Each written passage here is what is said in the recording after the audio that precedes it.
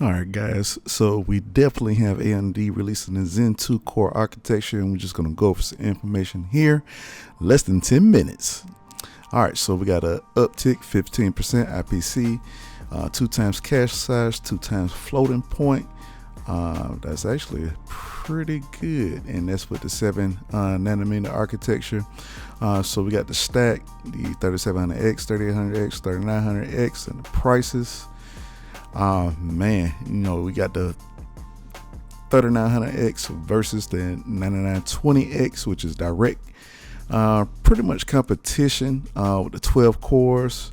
Of course, with the 3900X is $500, and Intel 9920X is $1,200. So you're talking about a big price difference, and man, now you're talking about gamer performance at 1080p. That's neither here nor there, and that's just because we have to do our own individual testing. And so now you're showing some gameplay, and you got the 9900K, which is pretty much the best gaming CPU that you could buy right now, versus the 3900X. And what they were pretty much saying at 1440p on high settings, this is Division 2, that you're pretty much getting the same frames per second. And they just trying to, now granted, AMD, with the new chips that they have, they definitely earned the right, to try to take over the market right now. But this right here is a little bit of controversy. That's streaming at 10,000 kilobits per second. Most people only stream maximum 6,000, and that's just because if you're a Twitch partner, that's the maximum that you could be able to stream. So doing it at 10,000, I don't know. They're saying the need for a 12-core processor, stuff like that. Yeah, okay. And now you have the 3rd gen. This is a 3800X versus the 9700K, which is, they're both 8-core processors. The 9700K, there's no hyper-threading. Again, that's neither here nor there. Then you have the Ryzen 5, the 3600 and the 3600X. This is definitely an entry level for 6-core 12 threads. And as you can see, the gaming difference, again, I don't pay attention to these numbers because it's all about individual benchmarks. And as you can see here, you can actually see some gameplay, and this actually shows the i5 9600K versus the 3600. And it's pretty much keeping up with, the 3600X is pretty much keeping up with the 9600K.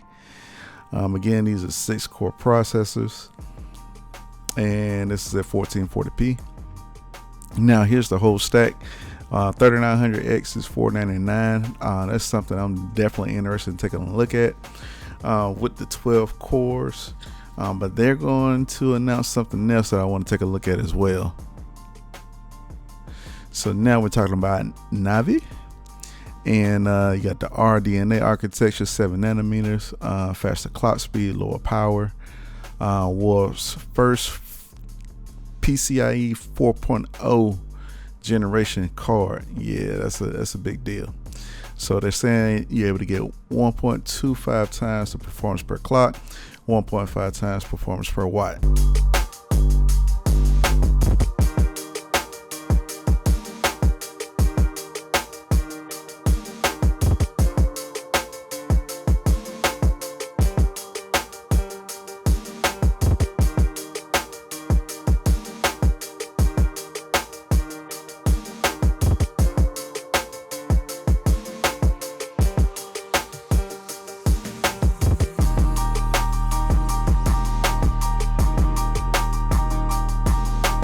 All right, so we got Navi 5700 XT blower style model card. I do not like.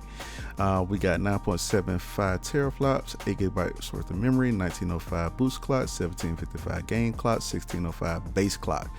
That game clock is something new. New design. Again, with this blower style model card, I don't see. Oh, it has an 8-pin and a 6-pin connector, 7-phase power system, overclocking ready. Yeah, I think it's still going to be a hot card and also loud. Blower cards just don't do too well. All right, so we have this looks like World War Z, and it's the RTX 2070 versus the 5700 XT, which is what it's competing against at 1440p. And it's pretty much saying that it's that it's around about the same frames per second. So 102 versus 117. Actually, it's saying it's beating it. And again, until you actually do these on your own, doing actual tests, independent tests, just wait, to those come out. As far as the actual frames per second, because you don't know how they're being tested. So grain of salt, but that's the 2060 versus the 5700, which is the lower spec model at 1440p. I'm definitely looking at hopefully trying to get one of these, preferably the 5700 XT, just to test it out against some of the RTX cards and see how that goes. So we got a rundown: RDNA 7nm, GDDR6, PCIe 4.0, Radeon Media Engine, Radeon Display Engine.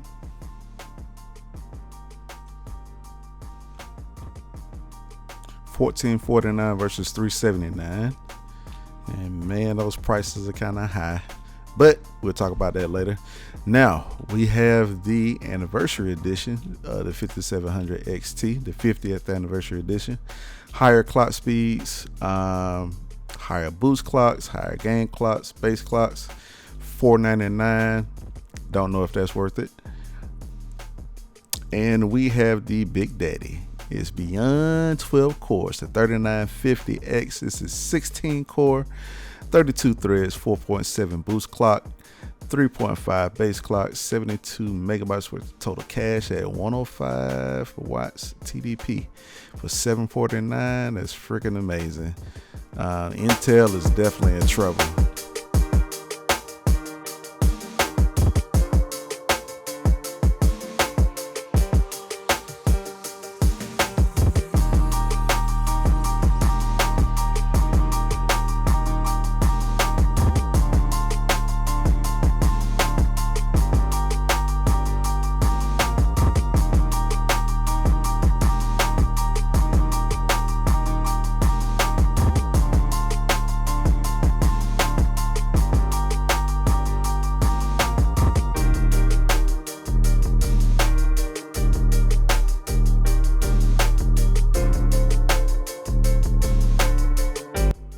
And as you can see, they overclocked the actual 3950X. That's amazing. This is the whole stack. Tell me what you think down in the comments.